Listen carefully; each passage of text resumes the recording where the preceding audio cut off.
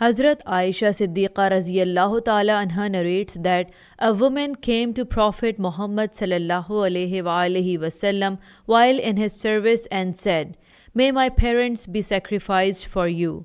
My father and son bought a piece of land and we harvested the crops. When we separated the fruits, the share for that person, the Prophet, to whom Allah has made us obliged, was taken out. But nothing was left for us except what we ate from that crop.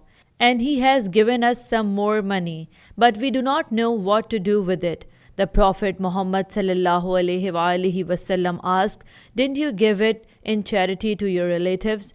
On that, the woman replied, "No, by Allah, we did not know that you have a right to this money." He said, "Give it to your brother's son." Sahih Bukhari, Musnad Ahmad Hadith number 23313.